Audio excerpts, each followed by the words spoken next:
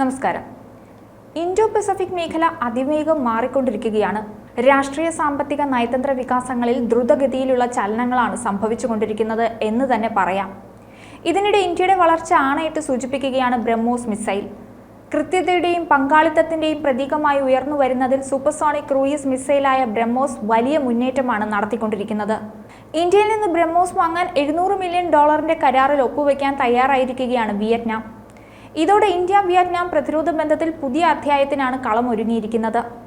Indo Russian സഹകരണത്തിലൂടെ സൃഷ്ടിക്കപ്പെട്ട ബ്രഹ്മോസ് എങ്ങനെയാണ് അന്താരാഷ്ട്ര പ്രതിരോധ വിപണിയിൽ ഇത്രമാത്രം ഡിമാൻഡുള്ള ആയുധമായി മാറിയത്? എന്തുകൊണ്ടാണ് ലോകരാജ്യങ്ങൾ ബ്രഹ്മോസിനെ തേടി എത്തുന്നത്?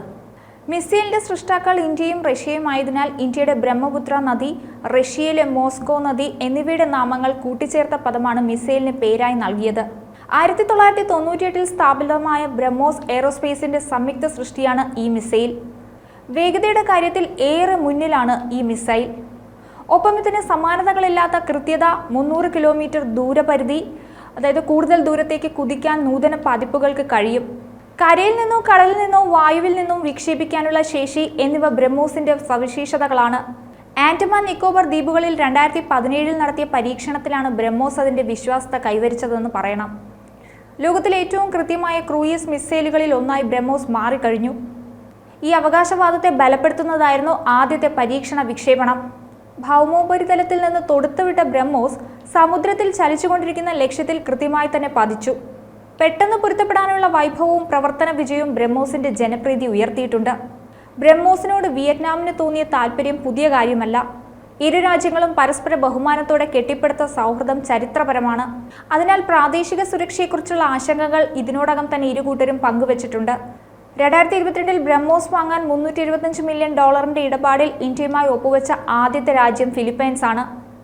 പിന്നീട് വിയറ്റ്നാം പ്രകടിപ്പിച്ച താല്പര്യം ഇന്ത്യയുടെ പ്രതിരോധ ശേഷിയിൽ ഇതര രാജ്യങ്ങൾക്കുള്ള വിശ്വാസത്തെ കൂടിയാണ് സൂചിപ്പിക്കുന്നത്.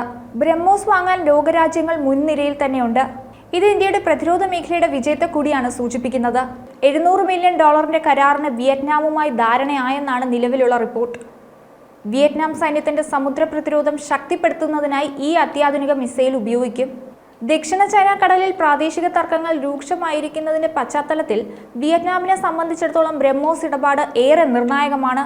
ആഗോളതലത്തിൽ ബ്രഹ്മോസ് ഉണ്ടാക്കുന്ന മാറ്റങ്ങളിലേക്ക് വന്നാൽ കേവലം ഒരു പ്രതിരോധ ഉപകരണം മാത്രമല്ലത്. ഭൗമരാഷ്ട്രീയ മത്സരങ്ങളെ മാറ്റിമറിക്കാൻ കേൾപ്പുള്ള മിസൈൽ കൂടിയാണ് ബ്രഹ്മോസ്. ഇതിന്റെ കയറ്റുമതി വർദ്ധിക്കുന്നതിലൂടെ പ്രാദേശിക ആക്രമണ ഭീഷണികളെ നേരിടാനും തെക്കുകിഴക്കൻ ഏഷ്യൻ രാജ്യങ്ങളുമായുള്ള ബന്ധം ആഴത്തിലാക്കാനും ഇന്ത്യക്ക് സാധിക്കും. ഇന്ത്യയുടെ പ്രതിരോധ മേഖല പുതുവഴികൾ തേടുകയാണ്. ബ്രഹ്മോസ് മിസൈലിന്റെ കയറ്റുമതി പ്രതിരോധ മേഖലയുടെ കൂടി വിജയമാണ്. ന്യൂസ് ഡെസ്ക്, ഈനാട് മലയാളം.